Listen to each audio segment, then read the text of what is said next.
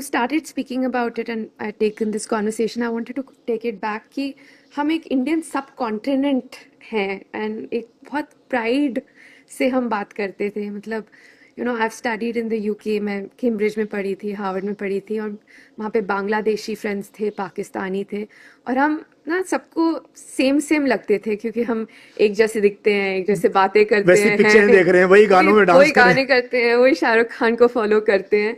सो हमेशा ना कोई भी सब कॉन्टिनेंट से आता था तो अपना लगता था.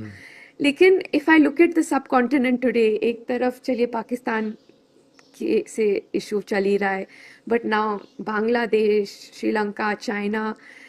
What does this mean for India, you know, as a country, कि आप बीच में हो और यू नो तीन नहीं तो सबसे बड़े हैं और 2.5 जगह आपकी लड़ाई चल रही है. आप कैसे इसको मैनेज कर रहे हैं? आपके लिए ये क्या पर्सपेक्टिव है as India going forward? How do we deal with this? ये ना बहुत बहुत बढ़िया आपने सवाल पूछा है.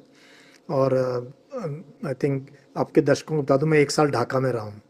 हाँ, मैं 1 साल बांग्लादेश में रहा हूँ और मेरे साथ पाकिस्तानी ऑफिसर्स भी हैं विद वाइफ एंड चिल्ड्रन. तो 1 साल हम पाकिस्तान ऑफिसर्स हम ढाका में रहे हैं. चाइनीज़ भी थे हमारे साथ. तो फिर यूनाइटेड नेशंस में भी यू नो फॉरेन इनके साथ करने का मौका मिला है.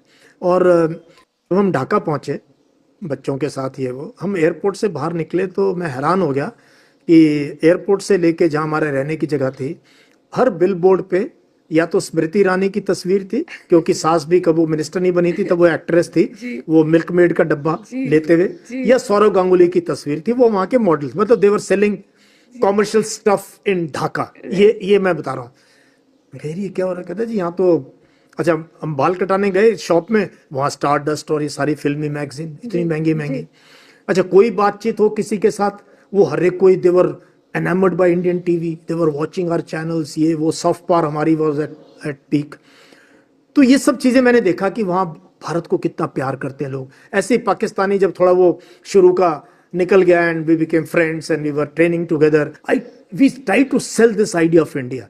और मुझे अच्छे से याद है कि ये हमारी स्ट्रेंथ है हमारे देश की, कि जो पहनना है पहनो, जो करना है करो, आराम से रहो. It's a free country, free thinking है यहाँ पे, ये ग्रेट नेशन है यहाँ. वहाँ हम रविंद्र संगीत सुनते थे, वहाँ हिंदी पिक्चर. तो बट अब क्या हो गया, ये हमारी जो डोमेस्टिक, हम सोच रहे हैं बहुत बहुत फन्ने खाएं, बाकी खराब, बांग्लादेश खराब, पाकिस्तान खराब, सारे खराब, हम सही है. नो, हम अपनी डोमेस्टिक पॉलिसीज में क्या मैसेज भेज रहे हैं, हम किस टाइप से यहाँ पर, किस टाइप के एक्शंस हमारे यहाँ हो रहे हैं, क्या उसका कोई इम्पैक्ट नहीं हो रहा है वहाँ पे? तो कहीं ना कहीं इंडिया अगर सचमुच में विश्व गुरु बाद में बनेंगे, पहले सब कॉन्टिनेंट के गुरु बनो. पहले लार्ज हार्ट, हमारी soft power will capture this countries. हमारा टेलीविजन, हमारी मूवीज, शाहरुख खान, आमिर खान, अक्षय खन्ना, अक्षय कुमार, अरे ये इनको देखते हैं लोग. They are so much watching. So ये हमारी कुजीन, हमारी ड्रेस, हमारी मेडिकल टूरिज्म. अब हमने वीजा बंद कर दिए, बट पता नहीं कितने बच्चे होंगे जिनको हार्ट की सर्जरी के लिए भारत आना होगा, कितने बुजुर्ग होंगे जिनको भारत आना है क्योंकि बेस्ट ट्रीटमेंट हमारे यहाँ. तो हम क्यों इतने हार्ड स्टेप ले रहे हैं? हम क्यों नहीं हम कहते नहीं यार ये ठीक है, लेकिन पीपल टू पीपल, उसमें हमारी मूवीज. तो I think this image of India as a nation where multicultural, pluralistic, secular country, बिंदास कंट्री है यहाँ, है ना. आप हमारा जहां जाओ वहां कुछ ना कुछ बढ़िया हो रहा है, वो इमेज नहीं आ रही है. एक कट्टरपंथी हमारी सोच में आती जा रही है, एक राइट विंग का बहुत ज्यादा, हर एक कोई अपने आप को प्रूव करने में लगा हुआ है, मैं सही हूं, तुम गलत, सब गलत. तो इससे हमें निकलना पड़ेगा. ये अगर हमारी फॉरेन पॉलिसी का हिस्सा बन चुका है, ये बहुत डेंजरस है. इसीलिए अगर हम दोस्त खो देंगे पड़ोस में, तो अमेरिका की गोदी में बैठने से फायदा नहीं, क्योंकि इनका कोई भरोसा नहीं व्हाइट मैन का. Nobody can trust them. We have to trust our neighbourhood. So I think somewhere this idea of subcontinent जो आपने बात की, इस पे हमें बात करनी चाहिए. और भी सार्क देशों के बच्चों को यहाँ स्कॉलरशिप देने का, पढ़ने का, हमारे बच्चे वहाँ पढ़ने जाते हैं, मूवी शूट हो रही हैं, और चीज़ें हो रही हैं, मेडिकल टूरिज्म है, दूसरा टूरिज्म है. वहाँ हर एक को ये चाहता था कि जिंदगी में एक बार भारत देख लें. बस मुझे बहुत लोग मिले, मैं क्या तुम्हारा सपना? कहता है एक बार भारत जाना है. कहाँ जाना है? दिल्ली देखना है, ताजमहल देखना है, अजमेर शरीफ दरगाह पे जाना है. मैंने कहा यार जाओ.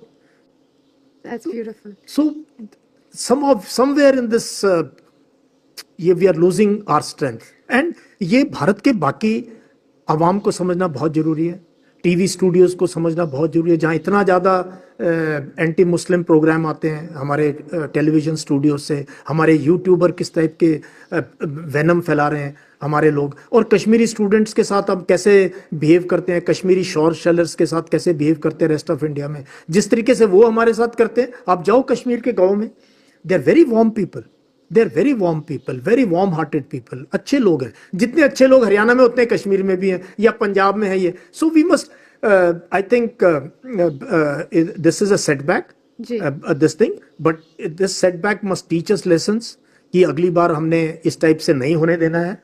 एंड क्योंकि लोगों की रोजी रोटी पे लात मारी ना उन्होंने, और पूरा कश्मीर इकट्ठा हुआ इस बार। आपने देखा पहलगाम के बाद the kind of rallies, the एक भी नेगेटिव सुर वहां से सुनने को नहीं मिला, एक भी ने, सबने, औरतों ने, बच्चों ने, टूरिज्म वालों ने, अवाम ने, मौलवियों ने, सब ने यही कहा कि बहुत गलत हुआ जो आपने हमारे भारत के लोगों के साथ किया, and that is why we stood tall as a country.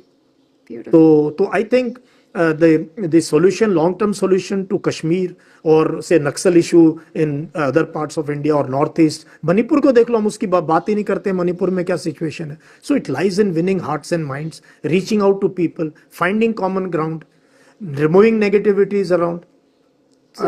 तो यूथ को एंगेज कर